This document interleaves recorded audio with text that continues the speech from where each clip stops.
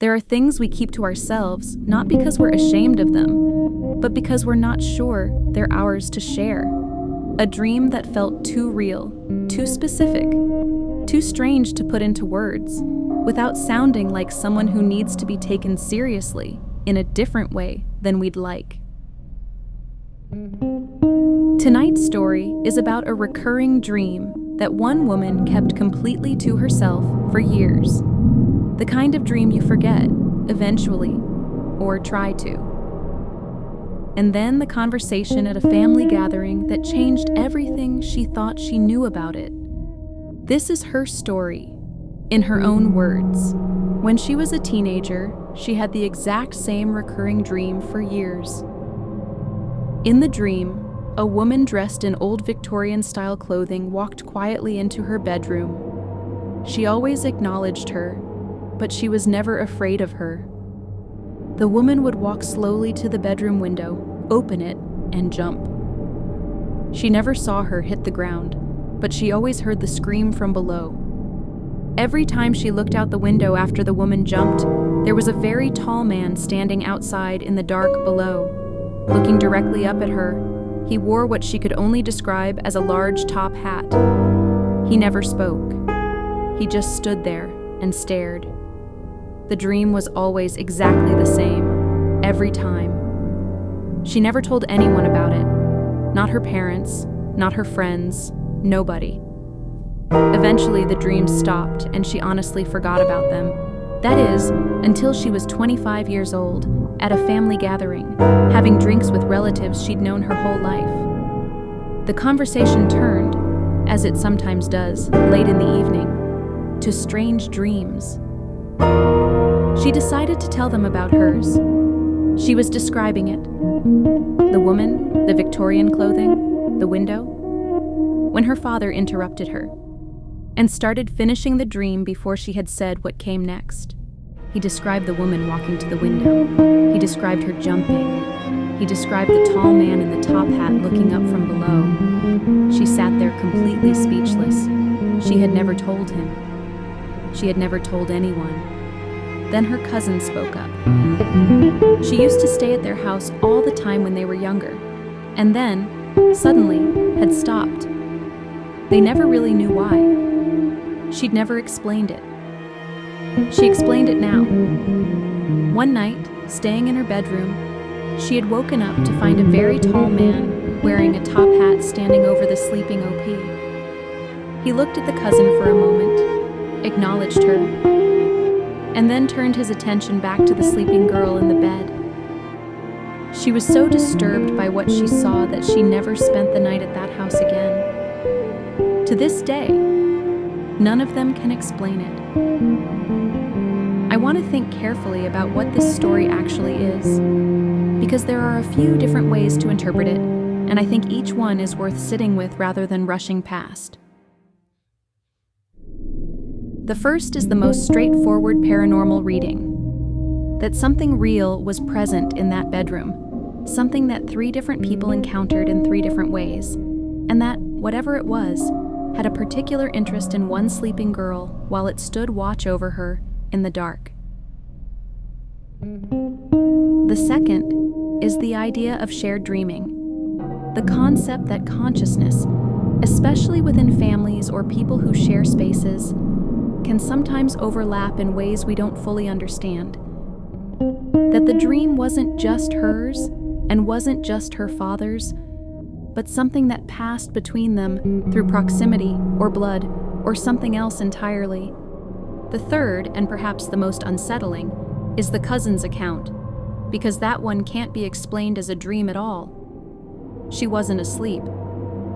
She woke up in the middle of the night and saw a tall man in a top hat standing over her sleeping cousin. She looked at him. He looked at her. And then he turned away. And she never went back.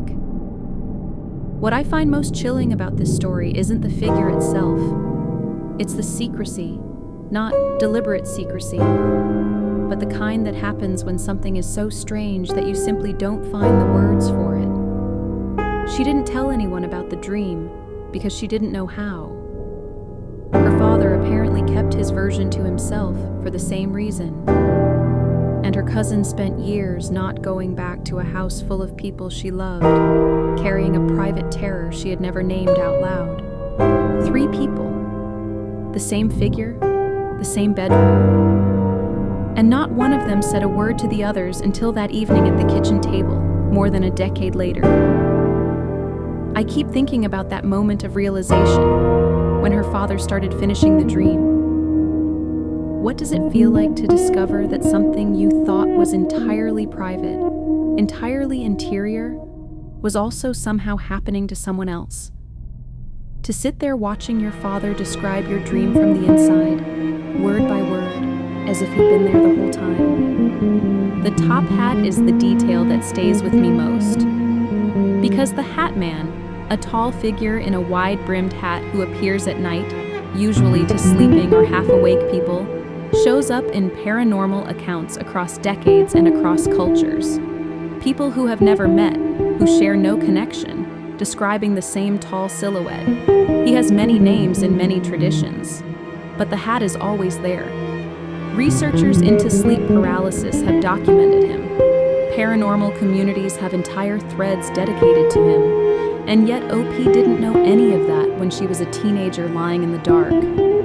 Whatever he is, whatever he wants, in this story, he let her sleep. There are only 3 comments on this post.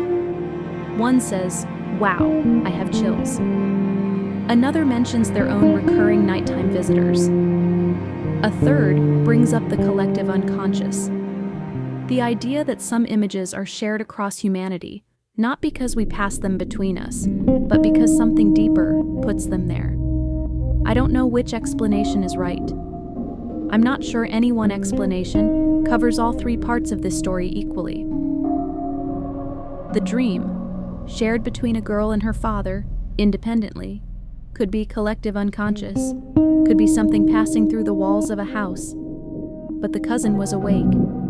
She wasn't in the middle of a dream. She opened her eyes, and he was there, standing over someone she loved.